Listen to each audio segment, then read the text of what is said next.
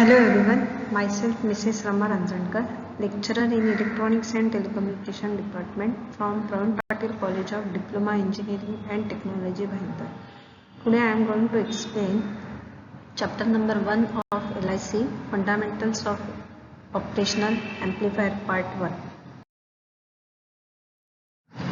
Learning outcomes are definition of operational amplifier, pin diagram and pin functions of op-amp, operational amplifier characteristics and op-amp parameters.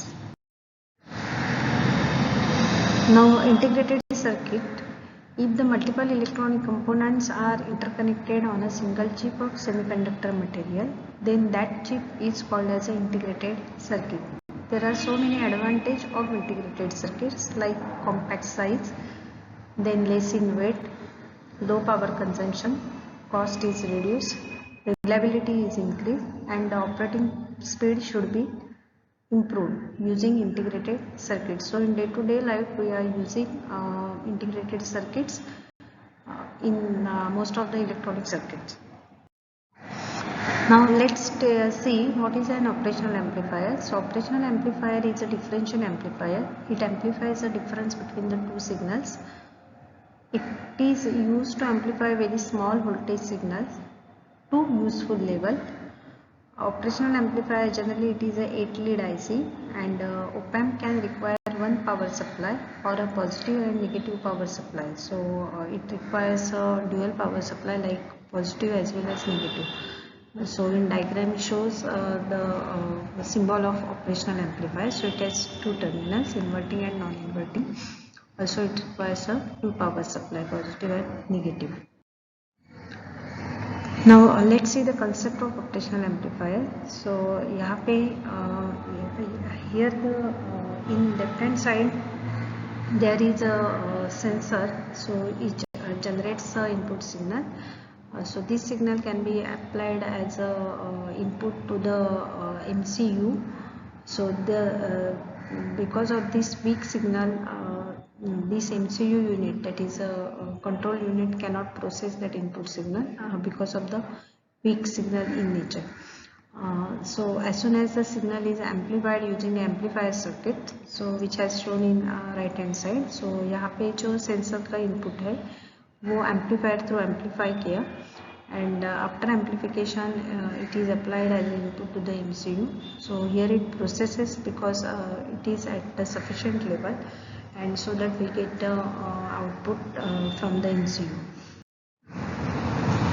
Now this diagram shows the operational amplifier basics. So this operational amplifier has two terminals. One is a non-inverting and another one is a inverting terminal. Non-inverting terminal is denoted by a positive sign, while the inverting is denoted by a negative sign, as well as it has two power supply, positive as well as negative. Okay. Now this diagram shows the right hand side diagram shows the pin diagram of IC 741. So 741 IC is commonly used as an operational amplifier, and in your syllabus you are discussing only the 741 IC. Let's see the op-amp parameters. So first parameter is the input offset voltage.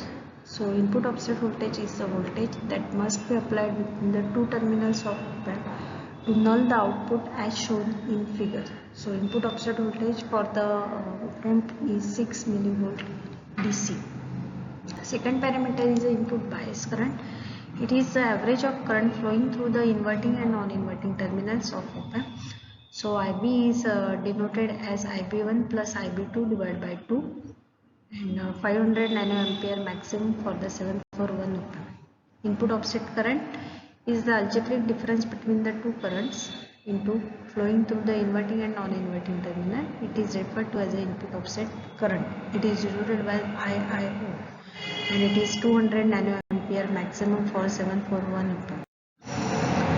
Next parameter is the differential input resistance. So differential input resistance, RI, is a resistance that must be measured either inverting terminal or non-inverting terminal if the other terminal is connected to ground. So RI is 2 mega ohm for 741 op-amp.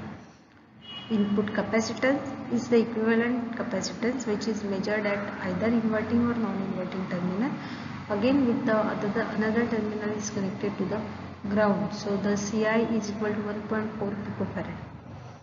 Now the op-amp has one more characteristics called as offset voltage adjustment. So in this 10K potentiometer is connected to the pin number 1 and 5 for offset null purpose. The wiper of potentiometer is connected to the negative voltage supply, that is minus VEE. So by varying this potentiometer, output offset voltage can be reduced to 0 volt, and offset voltage range varies between the plus minus 15 millivolt for 741C op-amp.